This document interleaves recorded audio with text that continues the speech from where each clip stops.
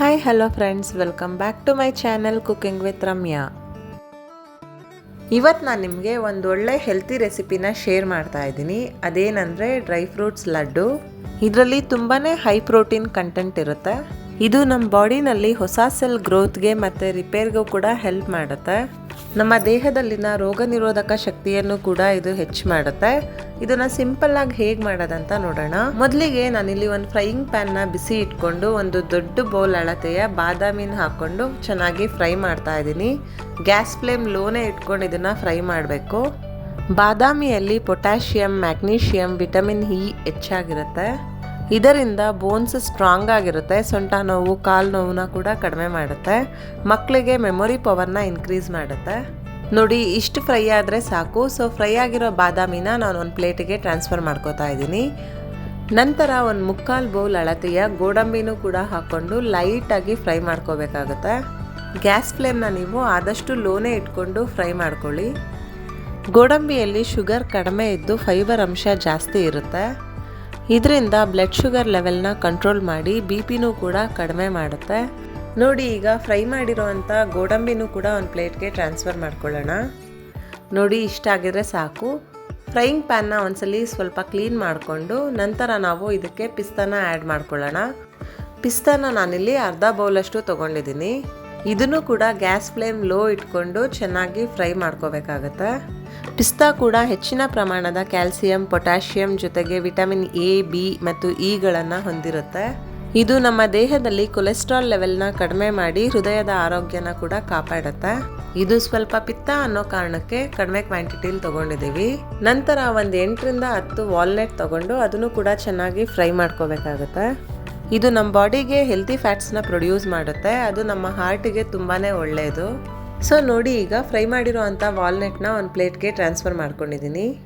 ನಂತರ ಸೀಡ್ಸ್ನೆಲ್ಲ ಫ್ರೈ ಮಾಡ್ಕೊಳ್ಳೋಣ. ಮೊದಲಿಗೆ ಕುಂಬಳಕಾಯಿ ಬೀಜ, ನಂತರ ಸೂರ್ಯಕಾಂತಿ ಬೀಜ, ನಂತರ ಕಲ್ಲಂಗಡಿ ಬೀಜ ಎಲ್ಲನೂ ಲೋ ಫ್ಲೇಮೇ ಇಟ್ಕೊಂಡು ಚೆನ್ನಾಗಿ ಫ್ರೈ ಮಾಡ್ಕೊಳ್ಳಿ. ಇನ್ನೂ ಬೇರೆ ಯಾವುದಾದ್ರೂ ಸೀಡ್ಸ್ ಇದ್ರೂ ಕೂಡ ಯೂಸ್ ಮಾಡ್ಕೋಬೋದು. ಸೀಡ್ಸ್ನೆಲ್ಲ ನಾನು ಹಾಫ್ ಬೌಲ್ ಮೆಷರ್ಮೆಂಟಲ್ಲಿ ತೊಗೊಂಡಿದ್ದೀನಿ.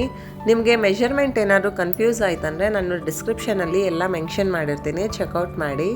ಈ ಸೀಡ್ಸ್ ಎಲ್ಲ ನಮ್ಮ ದೇಹಕ್ಕೆ ತುಂಬಾ ಒಳ್ಳೆಯದು. ಮಕ್ಳಿಗೆ ಹಾಗೆ ಕೊಟ್ಟರೆ ಅಂತೂ ತಿನ್ನಲ್ಲ. ಈ ರೀತಿಯಾಗಿ ಡಿಫ್ರೆಂಟಾಗಿ ಏನಾದರೂ ಮಾಡಿಕೊಟ್ರೆ ತಗೋತಾರೆ. ಈ ಸೀಡ್ಸ್ಗಳನ್ನೆಲ್ಲ ಹೆಚ್ಚಾಗಿ ತಿನ್ನೋದ್ರಿಂದ ಬೋನ್ ಸ್ಟ್ರೆಂತ್ ಕೂಡ ಹೆಚ್ಚಾಗುತ್ತೆ ಮತ್ತು ಇಮ್ಯುನಿಟಿ ಕೂಡ ಬೂಸ್ಟ್ ಆಗುತ್ತೆ. ನೋಡಿ, ಇದು ಆಲ್ಮೋಸ್ಟ್ ಫ್ರೈ ಆಗಿದೆ. ಸೊ ಫ್ರೈ ಆಗಿರೋವಂಥ ಸೀಡ್ಸ್ನೆಲ್ಲ ಒಂದು ಪ್ಲೇಟಿಗೆ ಟ್ರಾನ್ಸ್ಫರ್ ಮಾಡ್ಕೊಳ್ಳೋಣ. ಸೊ ಈಗ ಫ್ರೈ ಮಾಡಿರೋವಂಥ ಡ್ರೈ ಫ್ರೂಟ್ಸು ಹಾಗೆ ಸೀಡ್ಸ್ನೆಲ್ಲ ಪೌಡರ್ ಮಾಡ್ಕೊಳ್ಳೋಣ. ಅದು ಸ್ವಲ್ಪ ತಣ್ಣಗಾಗಿರಬೇಕು, ನಾವು ಬಿಸಿ ಮಾಡಿರೋ ಅಂಥದ್ದು. ನೋಡಿ, ಈಗ ಸೀಡ್ಸ್ ಎಲ್ಲ ಆಲ್ಮೋಸ್ಟ್ ತಣ್ಣಗಾಗಿದೆ. ಸೊ ಇದನ್ನು ಗ್ರೈಂಡ್ ಮಾಡ್ಕೋಬೇಕು. ಹೇಗಿರ್ಬೇಕಂದ್ರೆ ಇದು ಸ್ವಲ್ಪ ತರಿನೇ ಇದ್ದರೆ ಚೆನ್ನಾಗಿರುತ್ತೆ. ನೋಡಿ, ಇಷ್ಟ ಆಗಿದ್ರೆ ಸಾಕು. ಸೊ ಇದನ್ನು ಒಂದು ಬೌಲ್ಗೆ ಟ್ರಾನ್ಸ್ಫರ್ ಮಾಡ್ಕೊಳ್ಳೋಣ. ನಂತರ ಬಾದಾಮಿ ಕಾಯಿನ ನೋಡಿ ನಾನು ಹೀಗೆ ಚಿಕ್ಕದಾಗಿ ಕಟ್ ಮಾಡಿಕೊಂಡು ಪೌಡರ್ ಮಾಡೋದಕ್ಕೆ ಹಾಕೋತಾ ಇದ್ದೀನಿ. ಬಾದಾಮಿ ಕಾಯಿ ಸ್ವಲ್ಪ ಗಟ್ಟಿ ಇರೋದ್ರಿಂದ ಹೀಗೆ ಮಾಡಿ ಹಾಕ್ಕೊಂಡ್ರೆ ಚೆನ್ನಾಗಾಗುತ್ತೆ. ಇದ್ರ ಜೊತೆನಲ್ಲೇ ವಾಲ್ನಟ್ನು ಕೂಡ ಹಾಕ್ಕೊಂಡು ಪೌಡರ್ ಮಾಡ್ಕೋತಾ ಇದ್ದೀನಿ. ಇದನ್ನು ಕೂಡ ಸ್ವಲ್ಪ ತರಿಯಾಗಿ ರುಬ್ಕೊಂಡು ಸೇಮ್ ಅದೇ ಬೌಲ್ಗೆ ಟ್ರಾನ್ಸ್ಫರ್ ಮಾಡ್ಕೊಳ್ಳಿ. ನಂತರ ಪಿಸ್ತಾ ಮತ್ತು ಗೋಡಂಬಿನೂ ಕೂಡ ಪುಡಿ ಮಾಡ್ಕೊಳ್ಳೋಣ. ಇದು ಕೂಡ ರಫ್ ಆಗಿ ಗ್ರೈಂಡ್ ಆದರೆ ಸಾಕು. ನೋಡಿ, ಇಷ್ಟಿದ್ರೆ ಸಾಕಾಗುತ್ತೆ. ಸೊ ಇದನ್ನು ಕೂಡ ಸೇಮ್ ಅದೇ ಬೌಲಿಗೆ ಟ್ರಾನ್ಸ್ಫರ್ ಮಾಡ್ಕೊಳ್ಳೋಣ. ನಂತರ ಒಂದು 2 ಸ್ಪೂನಷ್ಟು ಗಸಗಸೆನೂ ಕೂಡ ಸ್ವಲ್ಪ ಬಿಸಿ ಮಾಡಿಕೊಂಡು ಇದಕ್ಕೆ ಹಾಗೆ ಸೇರಿಸ್ಕೊಳ್ಳೋಣ. ಇದು ನಮ್ಮ ಡ್ರೈ ಫ್ರೂಟ್ಸ್ ಲಡ್ಡುಗೆ ಒಳ್ಳೆ ಟೇಸ್ಟ್ನ ಕೊಡುತ್ತೆ ಅಂತಲೇ ಹೇಳ್ಬೋದು. ನಂತರ ಒಂದು 7ರಿಂದ 8 ಅಂಜೂರನೂ ಕೂಡ ಈ ಫ್ರೈಯಿಂಗ್ ಪ್ಯಾನ್ಗೆ ಹಾಕ್ಕೊಂಡು ಸ್ವಲ್ಪ ಬಿಸಿ ಮಾಡ್ಕೊಳ್ಳೋಣ. ಇದು ಸ್ವಲ್ಪ ಬಿಸಿಯಾದ ನಂತರ ಒಂದು ಪ್ಲೇಟಿಗೆ ಟ್ರಾನ್ಸ್ಫರ್ ಮಾಡ್ಕೊಳ್ಳೋಣ. ನಂತರ ನಾವು ಒಂದು 200 ಗ್ರಾಮ್ ಅಷ್ಟು ಒಣ ಖರ್ಜೂರನ ಇದಕ್ಕೆ ಸೇರಿಸ್ಕೋಬೇಕಾಗತ್ತೆ. ನಾನಿಲ್ಲಿ ಸೀಡ್ಲೆಸ್ ಖರ್ಜೂರನ ತೊಗೊಂಡಿದ್ದೀನಿ. ಇದನ್ನು ಕೂಡ ಸ್ವಲ್ಪ ಬಿಸಿ ಮಾಡಿಕೊಂಡು ಫ್ರೈ ಮಾಡ್ಕೋಬೇಕಾಗತ್ತೆ. ನಮ್ಮ ಡ್ರೈ ಫ್ರೂಟ್ಸ್ ಲಡ್ಡುಗೆ ನಾವು ಯಾವುದೇ ರೀತಿಯ ಬೆಲ್ಲ ಹಾಗೂ ಸಕ್ಕರೆನ ಬಳಸ್ತಾ ಇಲ್ಲ. ಸೊ ಖರ್ಜೂರದಲ್ಲಿ ಏನು ಸ್ವೀಟ್ ಬರುತ್ತೆ ಅದೇ ಸ್ವೀಟು ಟೇಸ್ಟ್ ಕೊಡುತ್ತೆ. ಈವನ್ ನಾವು ಇದಕ್ಕೆ ತುಪ್ಪನೂ ಕೂಡ ಬಳಸ್ತಾ ಇಲ್ಲ. ಈ ಖರ್ಜೂರನ ಫ್ರೈ ಮಾಡಿದಾಗ ಸ್ವಲ್ಪ ಸಾಫ್ಟ್ ಆಗುತ್ತೆ. ಸೊ ಇದರಿಂದನೇ ನಾವು ಉಂಡೆ ಕಟ್ಟುವಂಥ ಕನ್ಸಿಸ್ಟೆನ್ಸಿಗೂ ಕೂಡ ಬರುತ್ತೆ. ಈಗ ಫ್ರೈ ಮಾಡಿರೋ ಅಂಥ ಖರ್ಜೂರನ ಪುಡಿ ಮಾಡ್ಕೋಬೇಕಾಗತ್ತೆ. ನಾವು ಡೈರೆಕ್ಟಾಗಿ ಖರ್ಜೂರನೇ ಹಾಕಿದ್ರೆ ಅದು ಜಾರ್ಗೆಲ್ಲ ಮೆತ್ಕೊಳ್ಳೋ ಕಾರಣ ಸ್ವಲ್ಪ ಪೌಡರ್ನ ಹಾಕ್ಕೊಂಡು ನಂತರ ಅದ್ರ ಮೇಲೆ ಖರ್ಜೂರನ ಹಾಕ್ಕೊಳ್ಳಿ. ನೋಡಿ, ಈಗ ಲಾಸ್ಟಲ್ಲೂ ಕೂಡ ಸ್ವಲ್ಪ ನಾನು ಡ್ರೈ ಫ್ರೂಟ್ಸ್ ಪೌಡರ್ನ ಹಾಕೋತಾ ಇದ್ದೀನಿ.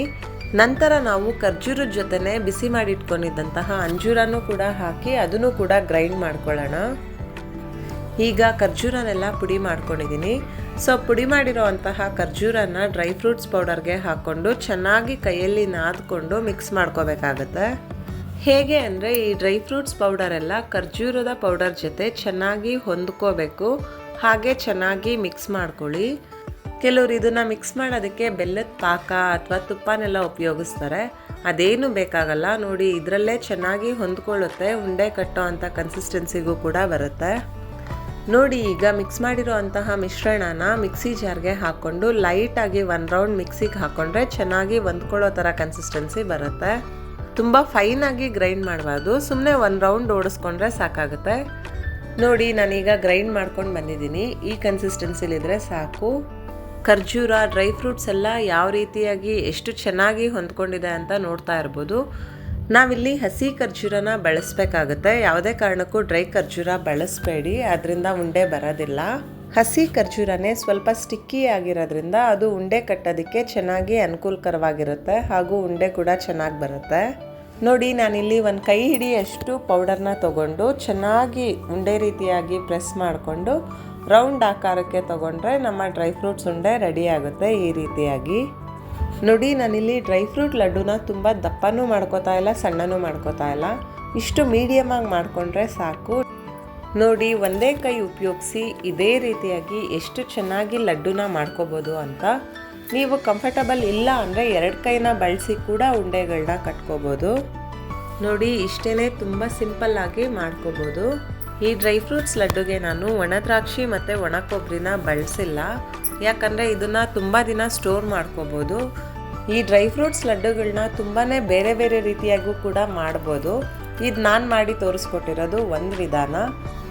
ಇದನ್ನು ನೀವು ಆಲ್ಮೋಸ್ಟ್ 1 ರಿಂದ 1.5 ತಿಂಗಳು ಹಾಗೇ ಫ್ರಿಜ್ಜಲ್ಲೇನು ಇಡದೆ ಇಟ್ಟು ಸ್ಟೋರ್ ಮಾಡಿ ತಿನ್ಬೋದು. ಫ್ರಿಜ್ಜಲ್ಲಿ ಏನಾದ್ರು ಇಡ್ತೀರಾ ಅಂದರೆ 3 ಮಂತ್ಸ್ವರೆಗೂ ಸ್ಟೋರ್ ಮಾಡಿ ತಿನ್ಬೋದು. ಇದು ಎಲ್ರಿಗೂ ತುಂಬ ಒಳ್ಳೆಯದು. ಮಕ್ಳಿಗಾಗಲಿ, ದೊಡ್ಡವ್ರಿಗಾಗಲಿ, ಅಥವಾ ಗರ್ಭಿಣಿಯರು, ತಾಯಂದಿರು, ವಯಸ್ಸಾದವರು ಎಲ್ರಿಗೂ ತುಂಬಾ ಒಳ್ಳೆಯದು ಅಂತ ಹೇಳ್ಬೋದು. ಡೈಲಿ ಬ್ರೇಕ್ಫಾಸ್ಟಿಗೆ ಮುಂಚೆ ಒಂದೊಂದು ಲಡ್ಡು ತಿಂದರೆ ತುಂಬಾ ಹೆಲ್ತ್ ಬೆನಿಫಿಟ್ ಸಿಗುತ್ತೆ. ನೋಡಿ, ಫೈನಲ್ ಆಗಿ ನಮ್ಮ ಡ್ರೈ ಫ್ರೂಟ್ಸ್ ಲಡ್ಡು ರೆಡಿಯಾಗಿದೆ. ಎಷ್ಟು ಚೆನ್ನಾಗಿ ಬಂದಿದೆ ಅಂತ. ವೆಯ್ಟ್ ಲಾಸ್ ಮಾಡೋರು ಕೂಡ ಈ ಲಡ್ಡುನ ತಿನ್ಬೋದು, ತುಂಬಾ ಹೆಲ್ಪ್ ಆಗುತ್ತೆ.